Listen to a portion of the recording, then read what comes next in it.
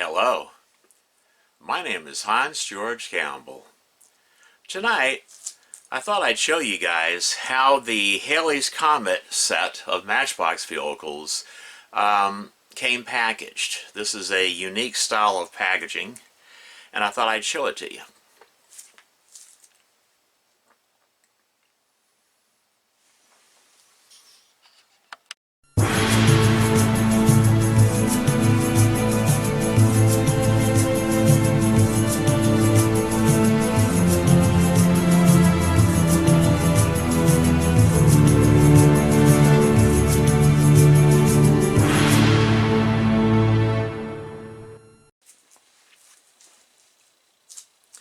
Alright, this is the way the Halley's Comet cars came packaged originally. And I remember back in, I believe it was late 1985 is when these cars first started showing up on the pegs. I remember seeing these hanging up at my local Toys R Us store. And they would usually be hanging up on a peg by themselves, away from the rest of the Matchbox and Hot Wheels vehicles.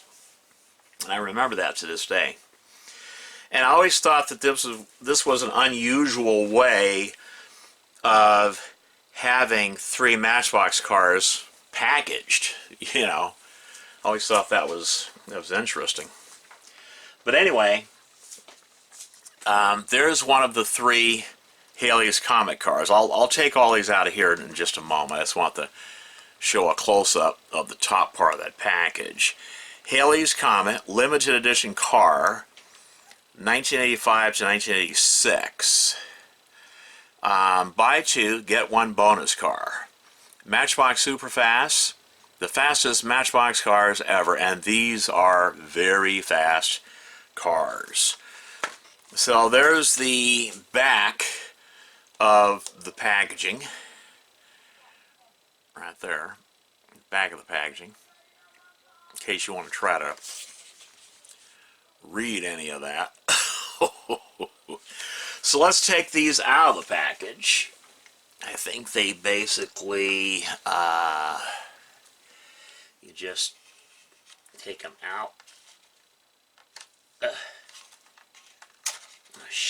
I didn't want to actually break this, but looks like it's the only way I'm going to get them out. Okay. Now this is one way of getting these with the packaging in mint condition. Like this one here, the packaging is unpunched. Look at that. It's unpunched. See? Yeah. I believe this is the AMG Mercedes car. You know, the bubble pack is slightly yellowed. That's to be expected from cars that are getting up there in age. You know, the blister pack's getting up there in age. But the pack is mint. It's not even punched. There's the back of the package. Yeah. But yeah, I am going to collect this entire set of all 28 cars. And after I have the entire set, I will make a special video showing this complete Halley's Comet set. Alright, next one we have in here, I believe this is the Mercury police car. And I think it's a pretty nice car. Yeah, I think it's, yeah, metal base, of course metal body, and I just love the way they did the lights on these early police cars. You know, I don't like the way Mattel Toy Company is doing the lights on the top of the police cars, you know, because on the police cars being done today, the lights up on top are just basically the clear window piece extending through a hole in the roof, and it just looks terrible. You know, I just don't like it. But on these Matchbox cars, those lights on top, they actually look really, really nice. I just love these early police cars, you know. They're so cool. But yeah, that's the Mercury police car. Yeah.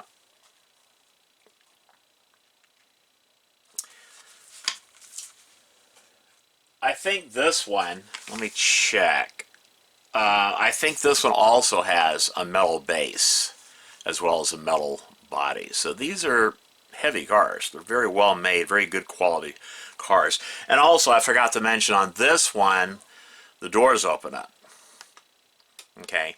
Now, back during this time period, you know, us Matchbox collectors, we were used to things like opening doors and opening hoods and trunks and things like that. We were used to that. That was nothing special for us. We were used to. We took that for granted. But today, this is rarely ever done anymore. So now it's a big deal. We have the special moving parts Matchbox vehicles for an extra $2, you know. But back then, this was, you know, this was commonplace. We were used to this. We took this, we took moving parts for, you know, yeah, we took this for granted. Alrighty. And this is the limited edition Halley's Comet Mercury police car. And yeah, it's got the, I don't know how well you can see that up on top. You know, I'll try to zoom in a little bit where you can see that, but yeah. And it too, metal base, yeah. Metal base, metal body. Yeah.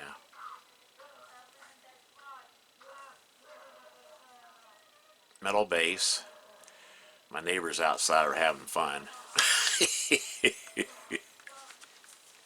Oh, that's the back. Make sure I show the back of these. Okay.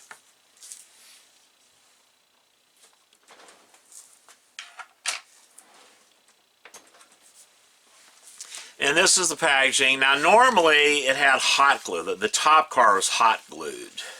And sometimes this hot glue actually sticks to the packaging. So if it does that, I recommend not trying to get it off because you'll wind up messing up the package if you do. Just leave it on the top of the package. But luckily, for me, it didn't happen this time. The hot glue stayed on this part and not on the packaging of that limited edition Halley's Comet Mercury police car, you know. So, yeah. But yeah, there's the packaging in case you want to see what it looks like. Now I'm probably going to wind up carefully cutting this part out and keeping it with this set of cars. And I recommend that you do the same thing if you plan on trying to get a hold of, you know, trying to get a set of these cars. Just cut this out and keep it with your cars, you know. Yeah. Alrighty.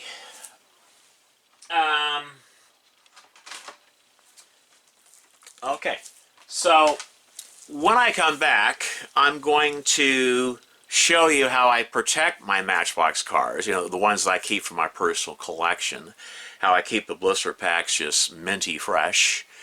So, I'll be back soon.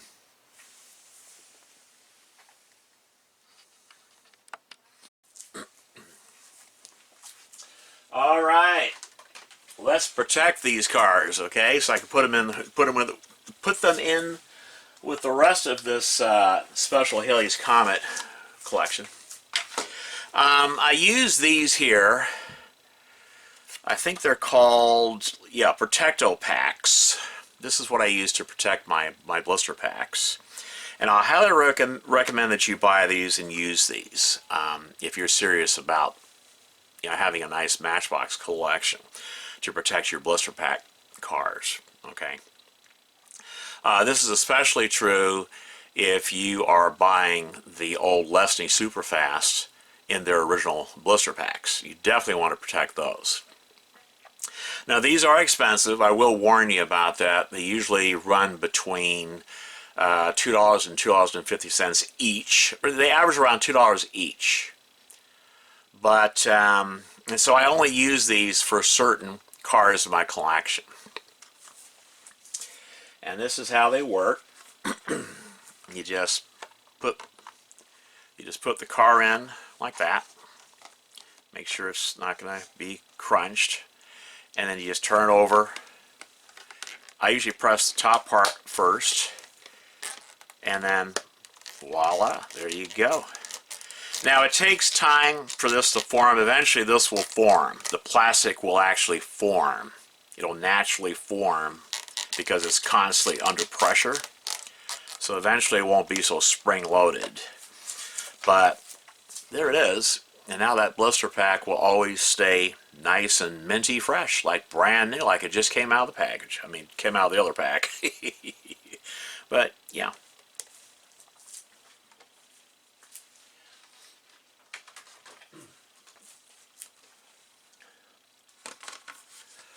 Okay, so we got this one. Yeah, I just thought I'd show these Protecto packs, because you'd be surprised how many Matchbox collectors, they don't know about these. And for certain cars, like the 3 special Matchbox cars from 2020, oh yeah, I have all 3 of these in these Protecto packs, you know, to protect those 3 cars in their original packaging. Yeah, because those are special cars from last year, you know. And yeah. Yeah. Now, a lot of people, they staple this part right here. They staple it, you know, they staple it down here. I don't recommend doing that. It's unnecessary. You don't have to do that. Because you can reuse this if you need to, if you change your mind. You just go down here, you pop this open, it pops open up here. You can take the one car out and put another one in, and so you can reuse them. But if you staple them, oh yeah, that becomes a problem. I don't recommend stapling the Protecto packs.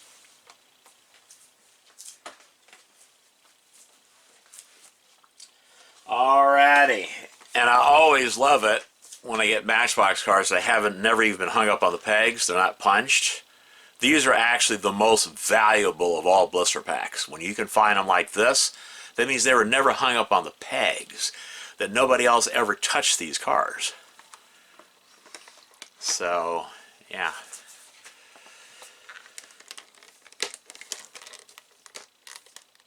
Okay, there we go. Just make sure it's on there really good, and there you go. Now that one's going to be protected, you know. Yeah.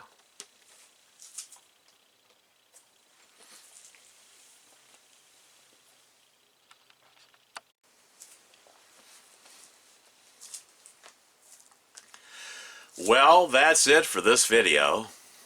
I hope you enjoyed it. Stay tuned for more exciting content here on Desirable Matchbox.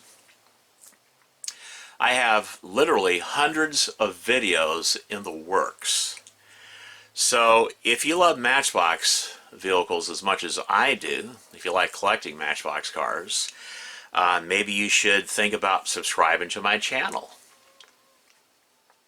And by subscribing to my channel, that gives me the incentive to continue creating wonderful content for your viewing pleasure. Anyway, that's it.